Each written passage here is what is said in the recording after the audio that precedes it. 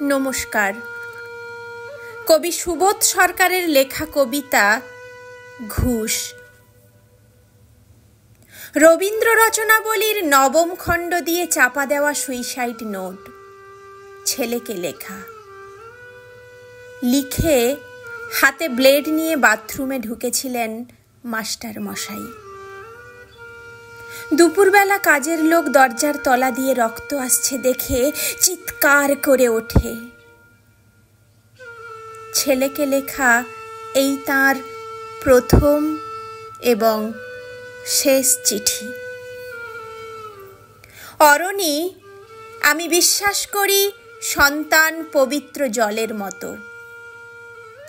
যদিও তোমার সঙ্গে আমার সম্পর্ক ভালো নয়, তবু তোমাকেই লিখে রেখে যাই।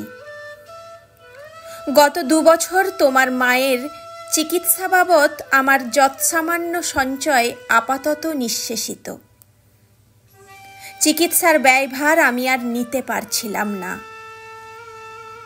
জীবনে তোমার টাকা ছুঁইনি, মরেও ছোঁব না। আমি আজীবন ছাত্র পড়িয়েছি, জ্ঞানও তো কোনো অন্যায় করিনি। গত মাসে আমার স্কুলে এক অভিভাবক এসে ঝুলোঝুলি করেন তার ছেলেকে নেবার জন্য। আমি প্রথম দিন ফিরিয়ে দিই, দ্বিতীয় দিন ফিরিয়ে দিই, তৃতীয় দিন পারিনি। তিনি আমাকে একটা বড় খামে 30,000 টাকা দিয়ে চলে যান।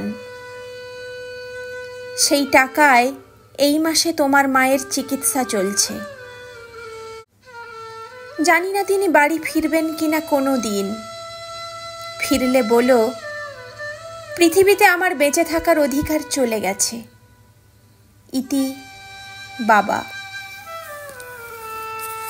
যখন সারা দেশটা দাঁড়িয়ে আছে টাকার ওপর, তখন রবীন্দ্র রচনাবলী দিয়ে চাপা দেওয়া একটা সুইসাইড নোট।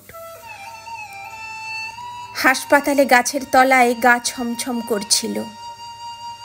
এগিয়ে গেলাম সাদা কাপড়ে ঢাকা মাস্টার মশাইয়ের দিকে, একটু বেরিয়ে থাকা পা দুটোর দিকে। ওই একটু বেরিয়ে থাকা পা দুটো যেন ভারতবর্ষের শেষ মাটি। ধন্যবাদ।